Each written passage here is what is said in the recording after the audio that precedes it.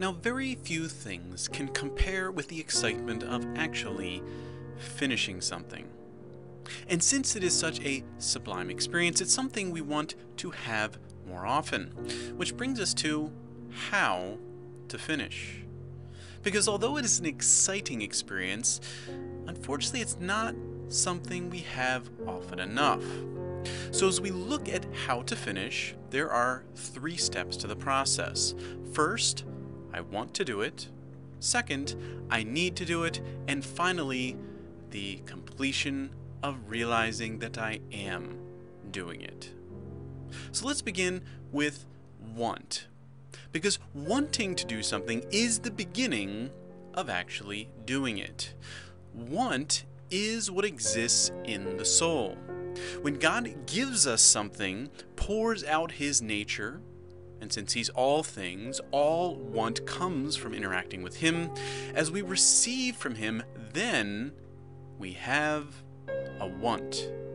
We want to do in the likeness of what we've already received from God.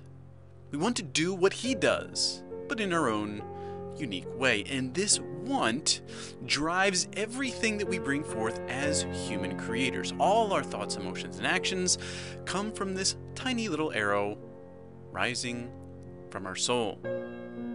So wanting to do it is always the beginning, the spiritual ambition, the drive to express something that we've already received from God.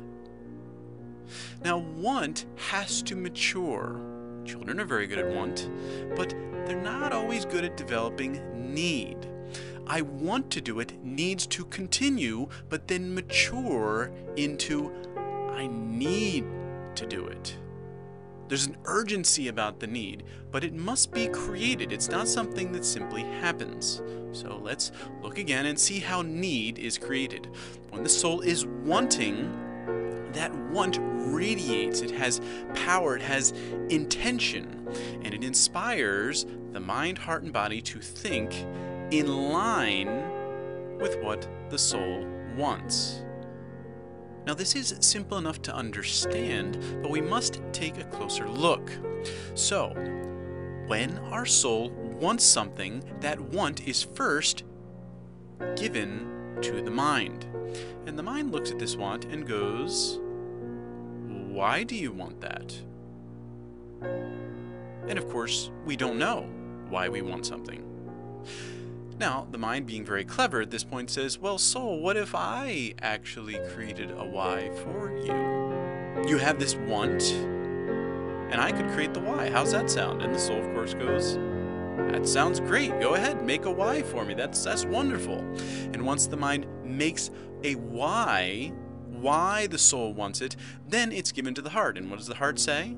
Well, how are we going to get this thing?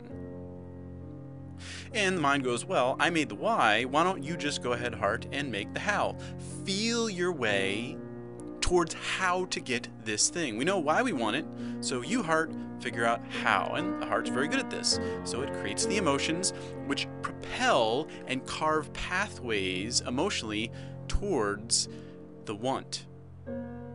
Now, once the heart understands how, that is then ready to go to the body. And the body then asks, so what exactly are we going for here? Because the body actually has to go out to the world where there's all these things, all these material objects, and it wants to know the specific object that is wanted.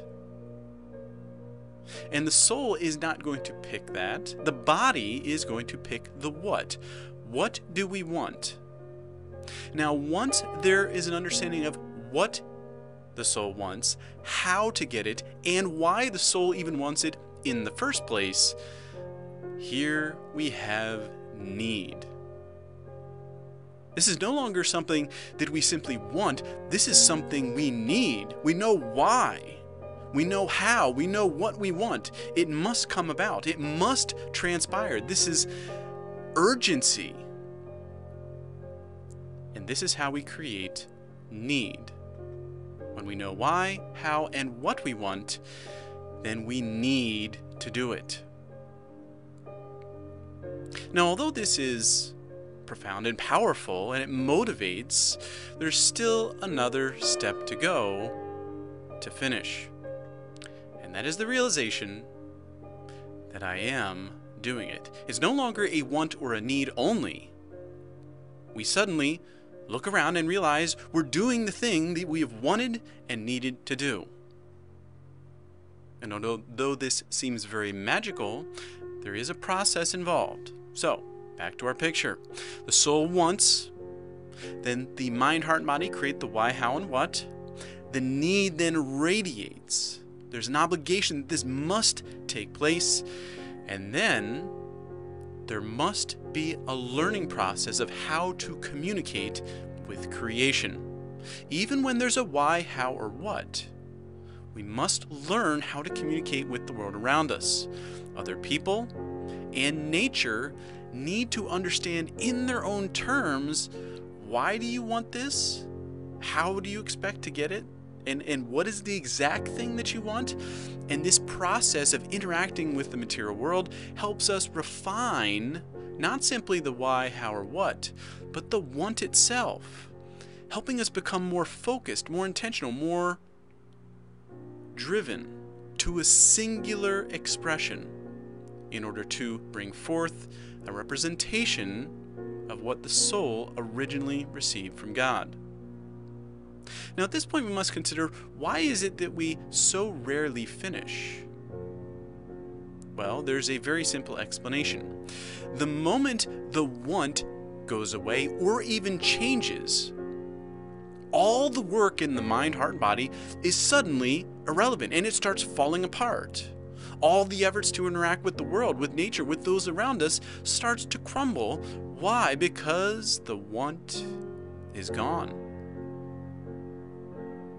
So the way we finish something is to keep that want radiant, powerful, driven, singular in its purpose, which helps the mind, heart, and body continually refine their why, how, and what, and propel them to go through this challenging process of interacting with the material world.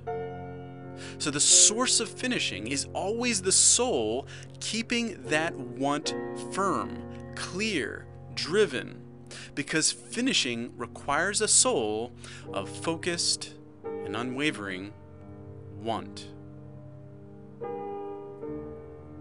Now, in conclusion, we need to expand this slightly. There are many things that we want. I mean, we want candy, we want clothing, we want relationships. There's all of these things that we want. We can't possibly want all of these things all the time with a focused and unwavering want. It doesn't seem realistic. However, what if you wanted something that could encompass all of those things?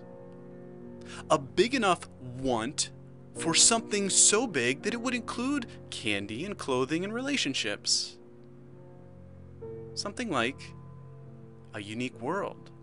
To want a unique world that is all our own, which is going to encompass all those small little wants, and to remain focused on that big want, that unique world. Drive for it, pursue it.